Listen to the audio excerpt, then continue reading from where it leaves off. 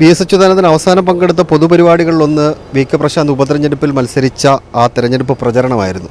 അന്ന് വി.എസിൻ്റെ പ്രസംഗം നമ്മളുണ്ട് ഒരുപാട് സംസാരിച്ചില്ല, കുറച്ച് മാത്രമാണ് സംസാരിച്ചത്. പ്രശാന്ത് അതിനെ എങ്ങനെയാണ് കാണുന്നത്? അല്ല, തീർച്ചയായിട്ടും അതൊരു എൻ്റെ തന്നെ പൊതുജീവിതത്തിൽ ഏറ്റവും വലിയൊരു കാര്യമായിരുന്നു. വി.എസ്. ഉപതെരഞ്ഞെടുപ്പിൽ മത്സരിക്കുന്ന ഘട്ടത്തിൽ വട്ടിയൂർക്കാവിലെ പൊതുവേദിയിലേക്ക് വന്ന് ജനങ്ങളെ അഭിസംബോധന ചെയ്തു. എൻ്റെ കൈപിടിച്ചുയർത്തി വിജയിപ്പിക്കണമെന്ന് ആഹ്വാനം ചെയ്തിട്ടാണ് അദ്ദേഹം മടങ്ങിയത്. അപ്പോൾ പിന്നീട് അതിനുശേഷം അദ്ദേഹത്തിൻ്റെ ആരോഗ്യസ്ഥിതി മോശമായി, പിന്നെ വീട്ടിലേക്ക് മാറുന്നൊരു സ്ഥിതി വന്നു. എൻ്റെ ഓർമ്മയിൽ അത് തന്നെയാണ് ഏറ്റവും അവസാനം വി.എസ്. പങ്കെടുത്ത ഒരു പൊതുപരിപാടി. അതിനുശേഷം അദ്ദേഹം അങ്ങനെ പരിപാടികൾക്ക് പോയിട്ടില്ല. വീട്ടിൽ തന്നെ കാണാൻ കഴിയുന്നൊരു സാഹചര്യമല്ല.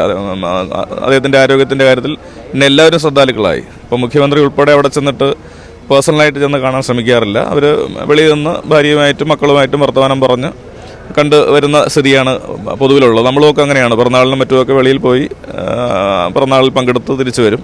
അപ്പോൾ ആരും അദ്ദേഹത്തെ ശാരീരികമായി ഏതെങ്കിലും തരത്തിൽ അണുബാധയും മറ്റ് പല സന്ദർഭങ്ങളുണ്ടല്ലോ, കോവിഡ് അടക്കമുള്ള സന്ദർഭങ്ങളുണ്ടായിരുന്നു. അപ്പോൾ അതൊക്കെ കരുതിക്കൊണ്ട് തന്നെ അദ്ദേഹത്തിൻ്റെ ആരോഗ്യത്തിൻ്റെ കാര്യത്തിൽ നല്ല ജാഗ്രത കുടുംബമൊക്കെ പുലർത്തിയിരുന്നു. അതുകൊണ്ടാണ് അദ്ദേഹം ഇത്രയും 103 വയസ്സിലേക്ക് അദ്ദേഹം എത്താൻ വേണ്ടി കഴിഞ്ഞത്. അപ്പോൾ അദ്ദേഹത്തിൻ്റെ ഒരു വിപ്ലവ മനസ്സുകൂടി ഇത്രയും ദിവസത്തെ അദ്ദേഹത്തിൻ്റെ ആയുസ്സിന് ബലം നൽകി എന്നുള്ളതാണ് കാണുന്നത്. അപ്പോൾ എന്നെ സംബന്ധിച്ച് അദ്ദേഹത്തിൻ്റെ പിന്തുണ എല്ലാ കാലത്തും ഉണ്ടായിട്ടുണ്ട്. അദ്ദേഹം മുഖ്യമന്ത്രിയായിരുന്ന സമയത്തും ഒക്കെ തന്നെ നല്ല പിന്തുണ അദ്ദേഹത്തിൻ്റെ ഭാഗത്തുനിന്നുണ്ടായിട്ടുണ്ട്.